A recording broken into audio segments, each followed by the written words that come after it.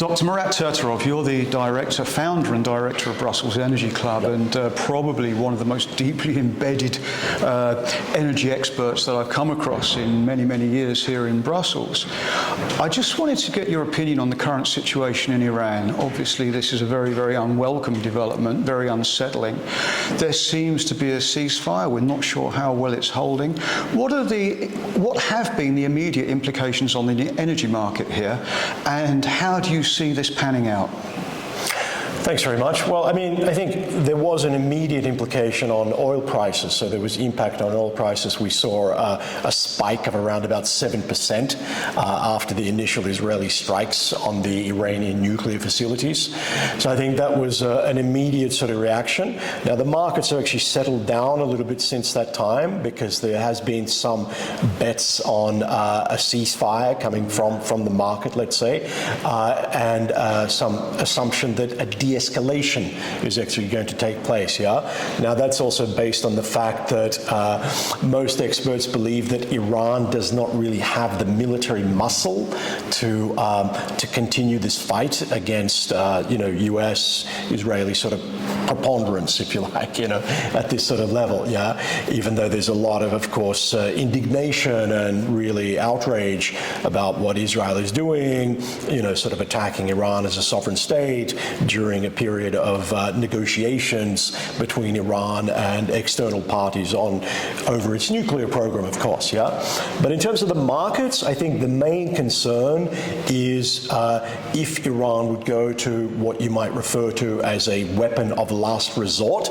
and that would be either closing or partially closing the Straits of Hormuz. So the Strait of Hormuz is a narrow waterway at the edge of the Persian or Arabian Gulf, if you like, and you have a very substantial part of the world's oil supply, and even more importantly, a very substantial percentage of global LNG trade, so liquefied natural gas trade, which doesn't go by pipelines, goes by tanker, going from Qatar.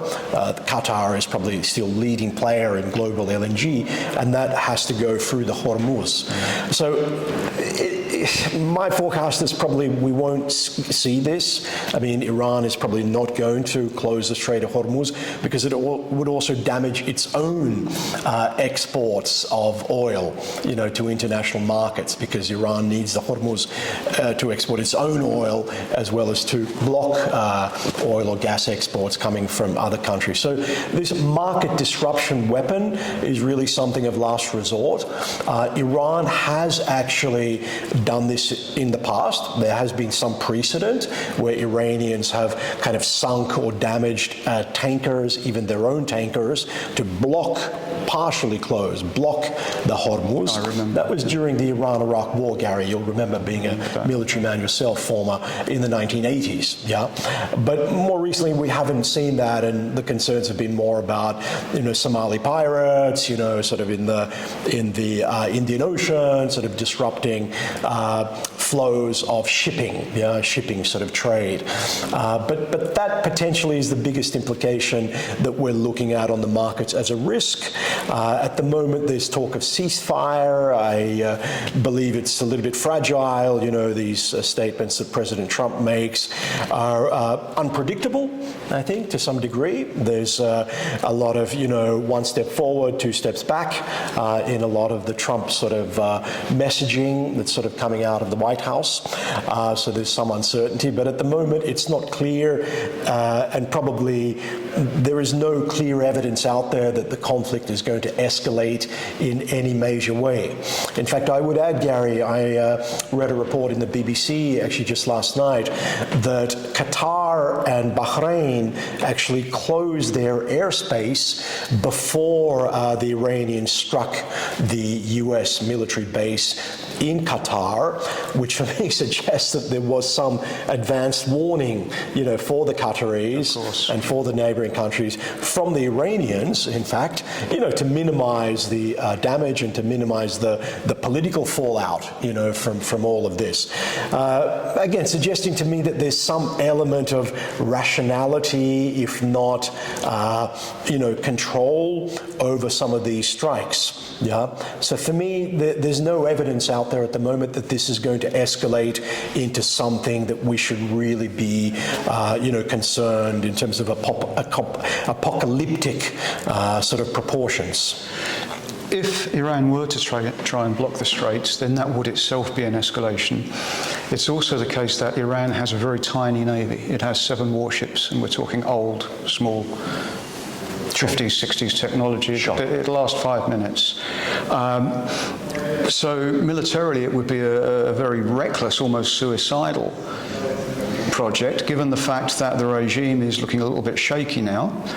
Now, Donald Trump and other Western leaders have said that there should be no attempt at a regime change.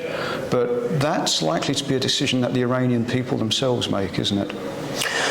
Gary, you raise a lot of very valid and very profound points in those questions. So regime change, I'm not a proponent of regime change by external forces.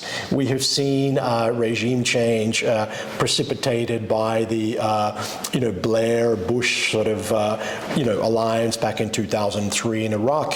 Saddam Hussein was clearly maybe not an angel, and he was an incredibly repressive ruler in Iraq.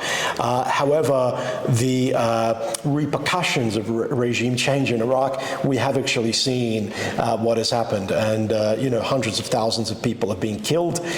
This has been a disaster. We've also seen it in Libya, of course. We don't need to go into detail into that discussion. Gaddafi was similar to Saddam in many ways. We've also seen very recent regime change in Syria, of course, this year. The collapse of that regime. Just earlier this week, there was a suicide bombing on a Christian church in Syria, resulting in the deaths of more than 20 people, hundreds also injured. So, the jury's still out on Syria and the potential sectarian and ethnic violence that can emerge there. All of these will be kindergarten compared to a similar regime change creating a power vacuum in Iran. Iran is a massive country, close to 100 million people with some nuclear technology, but certainly with a lot of other military technology. You don't know what hands that's going to go into. There's a lot of insurgency movements in Iraq. There is the Baluch, the movement of the freedom of Baluchistan in the Pakistan border areas of Iran. There is also ethnic Azeris in Iran, which are more than maybe 20 million overall, as well as a lot of other groups. It's a very complex ethnic country. While it is a Shiite Muslim majority, yes, we also don't know all of the internal infighting and factions within the power groups in Iran itself. The Revolutionary Guard Corps, of course, is probably the main one, but there are certainly other ones as well.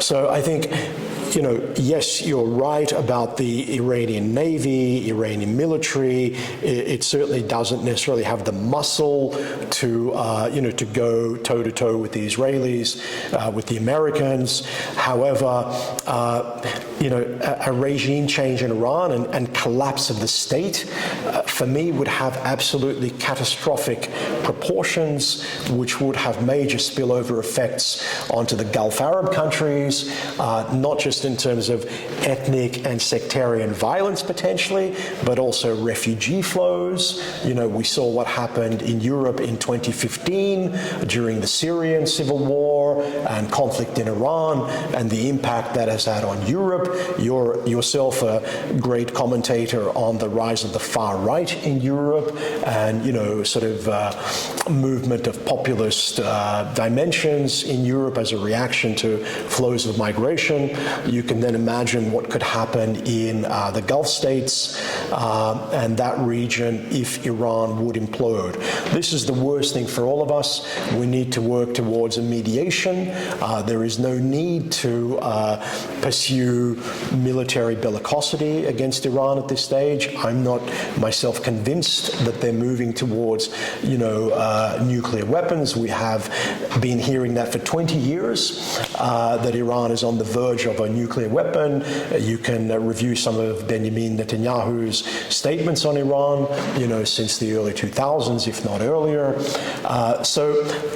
There is certainly an element, I think, here for mediation and dialogue. For me, it's the only way forward. But as you say, Donald Trump is very unpredictable. I often wonder whether he is deliberately misleading to keep people on the back foot, or is he genuinely that confused? Is he genuinely that random? How do you see that? Well, it's a great question. It's a great question, and one that is not that easy to answer. To some degree, from, let's say, face value, you think that everything is real. What Trump is doing is real. It's just his opinion, his spontaneity, his uncertainty on certain issues, but still his belief as an American, socialized in his own view of, making America great and making America less, let's say, externally involved in conflicts, because he has been really promoting himself as a peace broker, which probably is, that image is undermined at the moment by his actions in Iran, of course. However, I don't think it's all kind of, let's say, what Barack Obama once referred to Trump as wackiness, wacky. Barack Obama once referred to President Trump as a little bit wacky. I don't think it's all wackiness with Donald Trump. I mean, at the end of the day, the US is not the greatest military and economic power in the world, for no reason. I mean, there is the institutions of the state. There is, all of the different agencies that go into policy making, while at the moment one tends to perceive that policy making in the White House is very narrow, and it's, in this maybe quartet or so of decision makers, the Rubios, the Vances, and the Pete Hegseth sort of personalities. I think that there is more to it than that. I think there is, still input from the security agencies. I think there's still input from strategic sort of thinking that goes into this. I don't think it's all spontaneous, let's go strike Iran today, or spontaneous, let's blame the Ukrainians, for the war that Russia started. I don't think it's, it's all like that. I think there is still some element of strategy. I think the alliance with Israel is as strong as ever. I think also an important point is that since the collapse of the Soviet Union, the end of the Cold War, America has a history of external interventions of this nature in these sort of developing countries. America has attacked Iraq. It's conducted strikes against Sudan, against Al-Qaeda operations in Sudan, for example, operations in Somalia, sort of in other countries. So what we're seeing now for me in Iran is maybe, let's say, upping the ante on that sort of trend, because it's still a more hawkish White House, maybe in some ways, than it has been before. But the trend is actually similar. Yeah, the trend actually has been similar. And if you compare Donald Trump to George W. Bush's sort of White House and the invasion of Iraq, what we're seeing now is fairly fairly mild. What will not be mild is if it actually goes too far, and if we do see some kind of an external regime change taking place, externally driven regime change taking place in Iran. That will be a major mistake. I agree with you, and so let's hope that doesn't happen. Thank you, Gary. Marat, thanks very much. Thank you for sharing your thoughts. Thanks. Thank you.